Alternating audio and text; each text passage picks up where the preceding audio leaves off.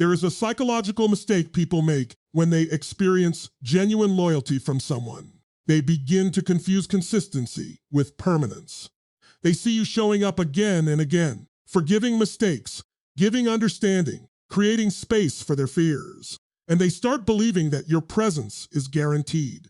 They don't necessarily say it out loud. They may not even consciously think it. But somewhere beneath the surface, they begin operating from the assumption that no matter how far they pull away, no matter how much they disappoint you, no matter how many times they create distance, you'll still be there.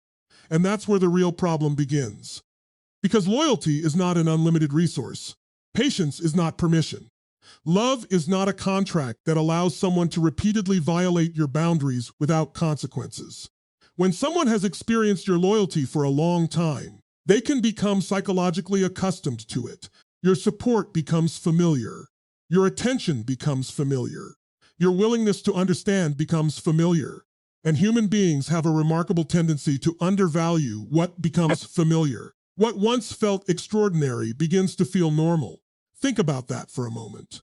The very thing they once prayed to find can become the very thing they stop appreciating because they have become accustomed to having it. And this is particularly important when you're dealing with someone who has learned to protect themselves through emotional distance. A person who fears vulnerability may simultaneously desire connection and resist the responsibilities that come with connection. They want to feel loved, but they may become uncomfortable when love requires accountability. They want closeness, but when closeness exposes their weaknesses, they may retreat. They want someone who understands them, but when that understanding becomes a mirror showing them their own behavior, they may become defensive. So they begin interpreting your patience incorrectly. They think they understand me. But sometimes what they're really experiencing is someone who has been giving them more grace than their behavior deserved. They think they'll never leave. But what they're really experiencing is someone who has not yet reached the point where self-respect requires a boundary. And those are completely different things. The most dangerous assumption anyone can make in a relationship is that another person's love eliminates the consequences of their choices. It doesn't. In fact, sometimes the more deeply someone loves you, the more devastating it becomes when they finally stop accepting what hurts them. Because there is a point where love changes form. It stops looking like pursuit and starts looking like distance. It stops looking like endless explanations and starts looking like silence. It stops asking, "How can I make you understand?" and begins asking, "Why am I continuing to participate in something that violates who I am?" That transition is powerful. And here's what most people don't understand. When you stop chasing someone, you're not necessarily punishing them. You're changing the psychological structure of the relationship. Previously, they could withdraw and you would move closer. They could become cold and you would become more understanding. They could create uncertainty and you would provide reassurance. They could make a mistake and you would become the person trying to repair the emotional damage. That creates a pattern, and patterns become expectations. Eventually, the person who is always repairing the connection can become invisible within the relationship because their effort is no longer perceived as effort. It becomes the baseline. But remove that baseline, and suddenly reality becomes visible. This is why your absence can communicate something that 1,000 emotional conversations could not. It communicates consequence, not revenge. Consequence. There is a profound philosophical difference between the two. Revenge says, "I want you to suffer because you hurt me." Consequence says, "I will no longer participate in what destroys my peace." One is centered on them. The other is centered on you.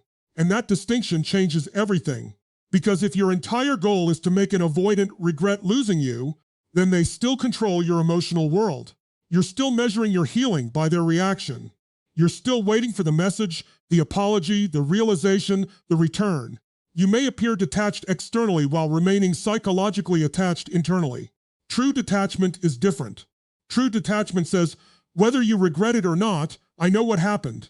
Whether you return or not, I know what I deserve. Whether you understand my value today or never understand it at all, I refuse to abandon myself. That is strength. And sometimes that is precisely when the other person begins to recognize what they lost. Because when you are constantly available, They could experience your value without confronting the possibility of losing it. Once you establish a boundary, the equation changes. They may begin remembering the little things, the conversations, the emotional safety, the way you noticed what other people overlooked, the way you stayed when leaving would have been easier, the way you believed in them when they struggled to believe in themselves. And suddenly, what was ordinary becomes extraordinary. But here's where you must be careful. Don't turn their regret into your new addiction. Don't spend your life waiting for them to finally understand. Because the ultimate victory isn't watching someone realize they betrayed the wrong person. The ultimate victory is becoming the kind of person who no longer needs that realization to feel whole. You cannot control whether another human being develops emotional maturity. You cannot force someone to confront their avoidance. You cannot make someone understand the consequences of betrayal on your timeline. But you can control what you tolerate. You can control what you pursue. You can control the standards you live by. And you can decide that your love will never again require you to betray yourself. That is the deeper lesson. Sometimes the person who loses you doesn't immediately understand what they've lost because they are still distracted by the freedom they think they gained. But eventually, when distractions become quiet and reality becomes louder, they may discover that what they called too much was actually emotional depth. What they called pressure was sometimes accountability. What they called distance may have been the natural consequence of repeatedly pushing away someone who genuinely cared. And by then, the question isn't whether they can get you back. The question is whether they have become someone worthy of having access to you again. That distinction matters, because your life should never be organized around proving your value to someone who failed to recognize it. Let betrayal teach you discernment. Let disappointment teach you boundaries. Let rejection teach you self-respect. And let the loss of someone who didn't appreciate you become the beginning of your decision to never again abandon yourself just to keep another person comfortable. Because the moment you stop begging someone to value you is the moment you finally start valuing yourself. And this is where the story becomes even deeper. Because losing you may not be the hardest consequence of betrayal. The hardest consequence may be what happens when the distractions disappear and the person is finally left alone with themselves. You see, human beings are extraordinarily skilled at avoiding emotional discomfort. We find ways to stay busy. We rationalize. We blame circumstances. We tell ourselves that the relationship wasn't right anyway. We convince ourselves that we needed freedom, that the other person expected too much, that we weren't ready, or that leaving was simply the logical thing to do. And sometimes those explanations contain pieces of truth. But there is a difference between explaining a decision and confronting its consequences. A person can explain why they betrayed someone without ever confronting what that betrayal reveals about them. That's the part people often avoid, because betrayal doesn't only affect the person who was betrayed. It also creates a psychological mirror for the person who committed it. Eventually, that mirror asks uncomfortable questions. Why did I do that? Why did I destroy something I claimed to value? Why did I push away someone who genuinely cared? Why did I choose temporary validation over long-term connection? Why did I become defensive when accountability was required? And perhaps the most painful question of all, what part of me was so afraid of genuine intimacy that I had to destroy it? Now, understand something important. Not every avoidant person will experience these questions in the same way, and attachment patterns do not excuse betrayal or guarantee regret. Human behavior is complicated. People respond to loss differently. Some reflect, some deny, some repeat the pattern, some genuinely change. But when reflection does happen, it can be profoundly uncomfortable. Because once you are no longer available to absorb the emotional consequences for them, they have to carry those consequences themselves. When you were there, perhaps they could distance themselves and still know that someone cared. They could disappear and assume the door wasn't completely closed. They could make mistakes and rely on your patience. They could avoid difficult conversations because you kept trying to create understanding. But when you finally stop participating in that cycle, something changes. There is no longer another person constantly translating their behavior into something more acceptable. There is no longer someone saying, maybe they're just scared. There is no longer someone endlessly making excuses for what they refuse to confront. They are left with their own choices. And that can be psychologically powerful, because sometimes we don't recognize the cost of our behavior while someone else is carrying the emotional burden for us. Think about that. If you continually hurt someone and they continually forgive you, you may never fully experience the weight of what you are doing. Their forgiveness becomes a cushion between your behavior and its consequences. But when that cushion disappears, reality becomes much harder to ignore. Suddenly, the silence means something. The distance means something. The unanswered message means something. The absence of the person who once made themselves emotionally available becomes a reflection of what happened. And this is where memory becomes interesting. The human mind doesn't simply store relationships as a list of facts. It attaches emotions, meanings, sensory details, routines, expectations, and associations to people. A relationship can become woven into the architecture of everyday life. A song can bring back a memory. A location can trigger an emotion. A familiar phrase can remind someone of a conversation. A simple moment can suddenly carry enormous psychological weight because it is connected to an entire emotional history. That's why people sometimes don't fully understand what they lost until later. At the beginning, they may experience relief, then distraction, then curiosity, then comparison, then reflection, and sometimes eventually regret. But regret is complicated, because missing someone doesn't automatically mean you've developed the capacity to love them properly. This is a distinction you must understand if you want to protect your own emotional health. Someone can miss your presence and still be unable to provide emotional security. Someone can regret losing you and still repeat the behavior that caused the loss. Someone can feel lonely without actually being ready for intimacy. Someone can realize your value without becoming capable of honoring it. That's why you cannot make another person's realization the foundation of your healing. If they return, you need more than words. You need evidence of transformation. Because an apology without changed behavior is simply another emotional event. Real accountability looks different. It takes responsibility without turning the conversation into an excuse. It acknowledges harm without demanding immediate forgiveness. It accepts boundaries without attempting to manipulate them. And most importantly, it produces consistent behavior over time. That's the standard, not promises. Patterns, not emotional speeches, actions. Not "I miss you." Here is what I've changed, and this is where your power comes back to you. You don't have to investigate whether they're suffering. You don't have to monitor their social media.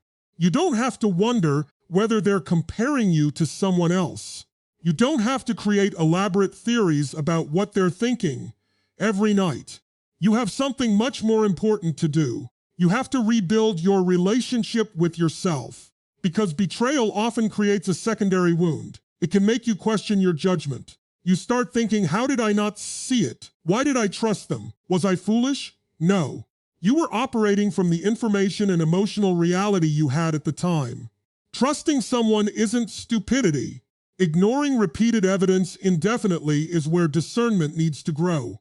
There is a difference. Your goal isn't to become colder because someone betrayed you. Your goal is to become wiser. Don't let another person's inability to honor intimacy convince you that intimacy itself is dangerous. Don't let one person's dishonesty make you suspicious of everyone. Don't let betrayal turn your heart into a prison. Instead, let it sharpen your standards. Let it teach you to listen to behavior. Let it teach you that consistency matters more than intensity. Let it teach you that chemistry is not the same thing as compatibility. Let it teach you that love without boundaries can become self-abandonment. And perhaps most importantly, let it teach you that you cannot save someone from patterns they are committed to repeating. You can love someone deeply and still refuse to participate in their dysfunction. You can understand their wounds and still hold them accountable for their behavior. You can have compassion without giving unlimited access. That is emotional maturity. And if the person who betrayed you eventually reaches the point where they understand what they destroyed, that's their journey. Maybe they will grow. Maybe they will seek help. Maybe they will develop the courage to face the parts of themselves they spent years avoiding. But that's not your assignment. Your assignment is to become so deeply rooted in your own values that another person's inability to recognize your worth no longer determines how you see yourself. Because the most profound consequence of betrayal isn't that the betrayer loses access to you. It is that they may eventually be forced to confront the version of themselves that made losing you possible. And your greatest response isn't revenge. It's evolution. Don't wait for them to realize what they lost. Become so committed to who you are becoming that their realization becomes irrelevant. The moment you stop waiting for someone else to confront themselves is the moment you become free to build yourself. And now we arrive at the part that most people misunderstand. They think the greatest consequence of betrayal is making the other person suffer. They imagine that if the person who hurt them becomes lonely, regrets their decision, or eventually comes back, then somehow justice has been served. But that's not the deepest form of consequence. The deepest consequence is realization. It's the moment someone finally understands that they didn't simply lose access to another human being. They lost access to a relationship they may have been psychologically incapable of appreciating while they had it. And that distinction matters. Because when someone has become accustomed to your availability, they don't always experience your presence as a gift anymore. They experience it as part of the environment. Like the air in a room, they notice it only when it disappears. That's one of the strange contradictions of human psychology. We often understand the value of something most clearly when our ability to access it is removed. When you were there, they may have focused on what felt uncomfortable. Your questions felt like pressure. Your emotional needs felt like demands. Your desire for consistency felt restrictive. Your expectations for honesty felt inconvenient. But once you're gone, the interpretation can change. What they once called pressure may have been accountability. What they once called neediness may have been emotional investment. What they once called too much may have simply been someone asking for the level of connection they were unwilling to provide. Again, this doesn't mean every avoidant person will suddenly experience some dramatic awakening. Human beings are individuals, and attachment style is not destiny. But when someone genuinely reflects on a relationship they damaged, they may begin seeing events through a different psychological lens. And that is where regret can become profound. Because regret isn't simply saying, I miss that person. Regret says, I understand the meaning of my decision differently now. That's much deeper. You can miss someone's attention. You can miss their affection. You can miss having someone available. But recognizing what you destroyed requires something more demanding. Self-awareness. It requires looking backward without rewriting history. It requires saying, I did this. Not they made me do this. Not the relationship was complicated. Not I was confused. Not they should have understood me. No. I made choices and those choices produced consequences. That's accountability. And accountability is one of the most uncomfortable forms of psychological growth because it removes the luxury of blaming someone else for everything. When you accept responsibility, you reclaim power. But first you have to surrender your excuses. That's why your disappearance can become such a powerful mirror. Not because silence magically manipulates another person, not because ignoring someone guarantees that they'll chase you, but because when you stop participating in the old pattern, the other person has fewer opportunities to maintain the story they were telling themselves. If they believed you would always return, your absence challenges that belief. If they believed you would always forgive, your boundary challenges that belief. If they believed your love was unconditional access, your self-respect challenges that belief. And that is where something changes. They may begin to realize that love can be unconditional in its humanity while access to you is conditional upon behavior. That's a crucial distinction. You can forgive someone and still not trust them. You can love someone and still leave them. You can understand someone's wounds and still refuse to become collateral damage from those wounds. You can wish someone well without inviting them back into your life. That isn't cruelty. That's maturity. And this is where the philosophy of self-respect becomes more important than the psychology of attachment. Because your life cannot become a courtroom where you're constantly waiting for another person to confess that they were wrong. You don't need their confession to know what happened. You don't need their apology to justify your boundary. You don't need their regret to validate your decision. And you certainly don't need their suffering to prove that you mattered. You mattered because you existed. You mattered because you brought your time, your attention, your loyalty, your vulnerability, and your humanity into that relationship. Whether someone appreciated those things or not doesn't determine their value. Think about how liberating that is. Your worth is not a referendum. It is not decided by whether someone chooses you. And it certainly isn't erased because someone betrayed you. In fact, one of the greatest transformations after betrayal occurs when you stop asking, why wasn't I enough, and start asking, why was I willing to accept so little from someone I gave so much to? That's a completely different question. The first question attacks your identity. The second develops your standards, and standards change lives. Because once you establish a standard, your future relationships become different. You pay attention to consistency. You observe how someone behaves when they're frustrated. You notice whether they can communicate when things become uncomfortable. You notice whether their apologies produce changed behavior. You stop confusing intense chemistry with emotional safety. You stop believing that potential is the same thing as character. And you stop thinking that loving someone means enduring everything they choose to do. That's evolution. Now imagine the psychological impact of that evolution from the other person's perspective. They may eventually look back and discover that the person they betrayed is no longer standing in the same emotional place. You're no longer waiting. You're no longer explaining. You're no longer trying to convince them. You're building. And there is something profoundly powerful about encountering someone you once had emotional access to who no longer needs anything from you. Not because they're pretending. Not because they're trying to make you jealous, but because they've genuinely rebuilt their identity. That is when the dynamic is permanently altered. And here's the paradox. The moment you stop trying to make them realize your value is often the moment your value becomes clearest to both of you. Because now you're not performing, you're living. You aren't demonstrating independence to trigger a reaction. You're actually becoming independent. You aren't pretending not to care. You've simply learned that caring about someone doesn't require abandoning yourself. That's the difference between emotional strategy and emotional freedom. Strategy asks, what can I do to make them react? Freedom asks, what can I do to become the person I respect? Always choose freedom. Because if they return someday, you want to meet them from strength, not desperation. And if they never return, you still win. Because your life was never supposed to stop at the point where someone else failed to appreciate you. This is the lesson betrayal can teach you if you allow it. Don't become obsessed with making the person who hurt you regret their decision. Become obsessed with making sure you never again betray yourself just to keep someone else. That is the real transformation. Their consequence is theirs. Your future is yours. And the moment you understand that distinction, you stop living for their realization and start living from your own. Don't wait for the person who betrayed you to realize your value.